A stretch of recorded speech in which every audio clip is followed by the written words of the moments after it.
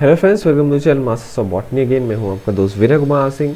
4 part हो चुके हैं जहां पे हमने 40 क्वेश्चन सॉल्व कराए थे। 3 पार्ट और बचे हैं जहां पे हम पूरे 70 पार्ट क्वेश्चन जो हैं वो कवर कर लेंगे। हम आपको सॉल्व करा रहे थे उड़ीसा का जो कॉमन एंट्रेंस टेस्ट हुआ एमएससी बॉटनी के लिए, उसका जो भी क्वेश्चन पेपर आया था उसका हम सोल्यूशन दे रहे हैं, क्योंकि ये जो है कीज नहीं देता है। ठीक, तो चलते हैं क्वेश्चन नंबर 41 पे। Which of the following group of bacteria grow like branch fungal mycelial structure. कह रहा है कौन सा बैक्टीरिया का ग्रुप है। एक्टिनोमाइसीट्स क्या है, ये बैक्टीरिया हैं। कॉकाई या spirillum bacilli, these are the groups of bacteria. कह रहा है इसमें से कौन सा बैक्टीरिया का ग्रुप फंगस लाइक जो माइसीलिया होता है फंगस का, उसके जैसा स्ट्रक्चर शो करता है। These are the actinomycetes. Morphologically, actinomycetes resemble fungi because of their elongated cells that branch into filaments or hyphae. So, actinomyces has the characters of fungal mycelium. So, the correct option will be A, actinomycetes. Question number 42.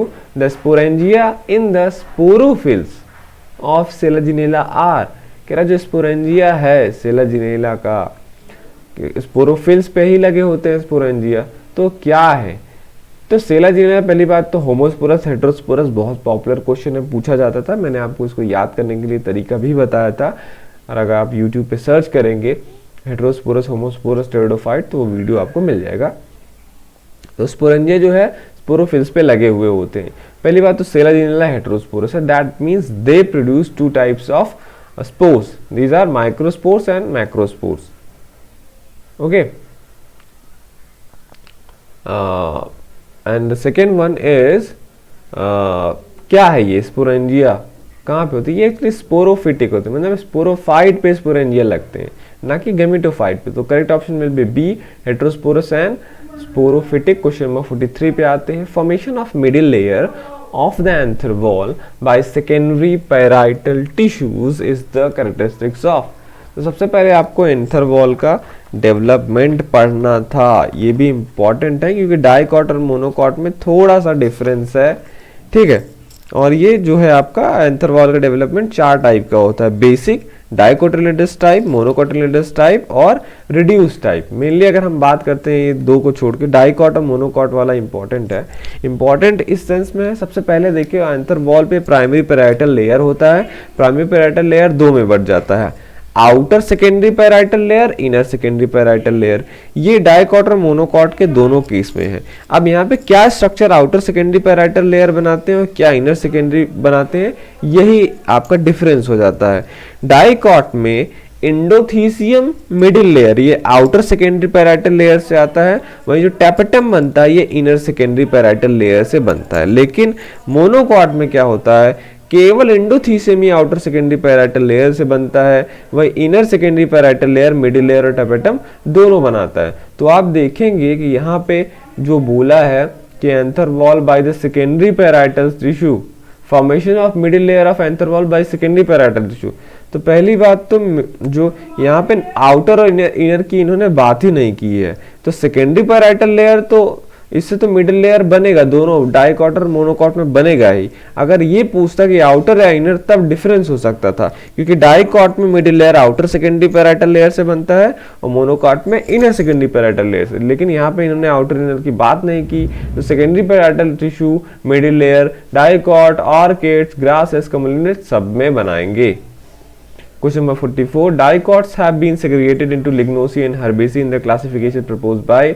हमेशा से BHU में भी आने वाला question है, हमेशा पूछता है। हचिंसन का क्लासिफिकेशन आपको पढ़ना था तो आपको पता चल जाता कि लिग्नोसी और हर्बेसी उन्होंने ही दिया है। क्वेश्चन नंबर 45 पे आते हैं। Which of the following reaction step is an energy yielding step during glycolysis breakdown of glucose to pyruvate। Glycolysis आपको पढ़ना है, 2 जगह ATP लगती है, 2 जगह ATP निकलता है, जहाँ पे निकलता है एनर्जी यील्डिंग स्टेप वही है, आपको पिन पॉइंट करना है। तो आप देखेंगे जब 1,3-bis फॉस्फेट फास्फोग्लिसरेट से 3-फास्फोग्लिसरेट बनता है तो वहां पे ATP का जनरेशन होता है। So this is the energy yielding step in glycolysis. Question number किस पे आते हैं हम, 46 पे। A sense strand with sequence AAT, GCG, AT, GG, CT with well code for a messenger RNA with codons, कह रहा है अगर एक सेंस स्ट्रैंड यहाँ पे दिया हुआ है, ये क्या है, सेंस स्ट्रैंड है। मैंने आपसे बोला था इस पे भी, ये भी बीएचयू में पूछा जाता है, sense strand, non sense strand, plus sense strand, minus sense strand, ये किसको बोलते हैं ट्रांसक्रिप्शन जब आप पढ़ते हैं, तो ये सब याद रखिए। दो ही स्टैंड होते हैं, उसके अलग अलग 6-7 नाम है, आपको वो पिन पॉइंट करना है, वरना आप ये क्वेश्चन गलत कर देते हैं। सेंस स्टैंड, सेंस स्टैंड मतलब जैसे डीएनए के 2 स्टैंड होते हैं, तो सेंस वो स्टैंड होता है जिसका सीक्वेंस सेम होता है मैसेंजर आरएनए वाले सीक्वेंस से। नॉन सेंस स्टैंड क्या होगा, जिसका जो एक टेम्पलेट की तरीके से काम करता है, वो उसका मैसेंजर आरएनए के साथ एग्जैक्ट नहीं रहता, वो उसका अपोजिट वाला रहता है। तो सेंस स्ट्रैंड मींस जो वो कोड करेगा मैसेंजर आरएनए, उसका एग्जैक्ट सीक्वेंस वही होगा। तो यहाँ पे TGC ये सब कहानी थी, आपको बस इसी में टी की जगह पे यू रख देना है, बस हो गया आपका, वही मैसेंजर आरएनए आपका होगा। और यहाँ पे सब गलत दिया हुआ है ऑप्शन, तो कोई भी नहीं होगा। Question number 47. In C3 cycle, the energy utilization for conversion of one carbon dioxide molecule to organic is, देखिए C3 साइकिल में ये हमेशा पूछा जाता है कि ATP और NADPH कितना लगता है।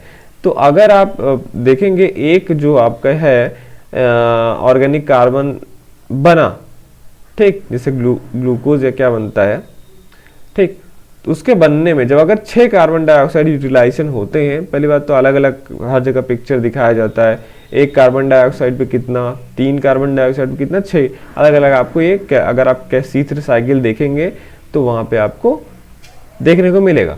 तो 1 कार्बन डाइऑक्साइड पे 3 ATP और 2 NADPH लगते हैं। अगर आप 6 कार्बन पे जाएंगे तो क्या होता है वहां पे, मतलब अगर आपको एक ग्लूकोज बनाना है तो टोटल कितना होगा, 18 ATP और 12 NADPH लगता है 6 कार्बन डाइऑक्साइड पे। उसी हिसाब से आप कम कर लेंगे, 1 कार्बन डाइऑक्साइड के लिए 3 ATP और 2 NADPH लगेगा। क्वेश्चन नंबर 48 पे आते हैं, कह रहा है the types of genotypes in the offspring by selfing of parents with allelic constitution A will be. Simple formula है, जो हेट्रोजाइगस है उनके लिए आप 2 रखिए और जो होमोजाइगस कंडीशन में उनके लिए 1 रखिए और सबको मल्टीप्लाई कर दीजिए, जैसे मैंने यहाँ पे किया है। कैपिटल ए स्मॉल है, हेट्रोजाइगस है, 2 रखा, मल्टीप्लाई कीजिए दूसरे वाले से, कैपिटल बी स्मॉल बी, इसके लिए आपने 2 रखा। सीसी होमोजाइगस है, 1 रखिए क्योंकि इससे एक ही गैमीट आएगा, और ये भी हेट्रोजाइगस है तो 2 रखिए, ये होमोजाइगस है तो 1 रखिए, सबको मल्टीप्लाई कीजिए, 2 2 4 2 8 हो गया टोटल। तो these are the types of genotypes, number नहीं पूछा आपसे, टाइप पूछा है, तो इतना टाइप होगा। अगर आप 4 मेथड आपको याद है तो वो करके देखिएगा, 8 ही आएगा। क्वेश्चन नंबर 49 पे आते हैं, कह रहा है जो न्यूमोकॉकस एक्सपेरिमेंट अगर आपको याद होगा तो इससे क्या प्रूफ हुआ था। तो अगर आपको नहीं याद है तो ग्रिफिथ ने न्यूमोकॉकस एक्सपेरिमेंट किया था, जहां पे उन्होंने R और S टाइप का क्या लिया था, न्यूमोकोकाई बैक्टीरिया लिया था, और इस एक्सपेरिमेंट से उन्होंने प्रूव किया था कि DNA जेनेटिक मटेरियल होता है। ठीक, क्वेश्चन नंबर 50 पे आते हैं, कह रहा है एक बैक्टीरियल क्रोमोसोम है जो 100 किलो बेस पेयर्स का बना हुआ है, वहां पे 6 रिस्ट्रिक्शन साइट्स हैं। ठीक, 6 रिस्ट्रिक्शन साइट्स हैं। कह रहा है by restriction digestion and gel electrophoresis, पहले आप रिस्ट्रिक्शन डाइजेशन करेंगे और जेल इलेक्ट्रोफोरेसिस से आपको फ्रैगमेंट मिलेंगे, कितना, 6 फ्रैगमेंट आपको मिलेंगे। ठीक है, जब आपको 6 फ्रैगमेंट यहाँ पे मिला तो पूछ रहा है कि कौन सा, ये है 24 किलो बेस पेयर, 22, 21, 17 और 11 दे दिया है इतना। कह रहा है अगला कौन होगा, छठवां वाला जो आपका वो है फ्रैगमेंट है, वो कौन सा होगा। तो यहाँ पे आप क्या करिएगा, टोटल कितना है, 100 किलो बेस पेयर का है फ्रैगमेंट। ओके, और फ्रैगमेंट कह रहा हूँ बैक्टीरिया का क्रोमोसोम। अब आपको करना क्या है, 100 में से टोटल को जोड़ लीजिए और उसके बाद आप कर दीजिए उसमें से माइनस करेंगे तो आपको कितना आएगा, 5 kilo base pair. Okay, 5 kilo base pair आपका आ गया। तो यही होगा, क्या होगा आपका आंसर। ओके, तो ये था आपका पार्ट नंबर 5। नेक्स्ट पार्ट में हम क्वेश्चन नंबर 51 to 60 सॉल्व करेंगे और फिर उसके नेक्स्ट वाले में हम पूरा खत्म कर देंगे इसको। ओके, चलता हूँ मैं, मिलता हूँ आपसे अगले वीडियो में। Thank you for watching this video.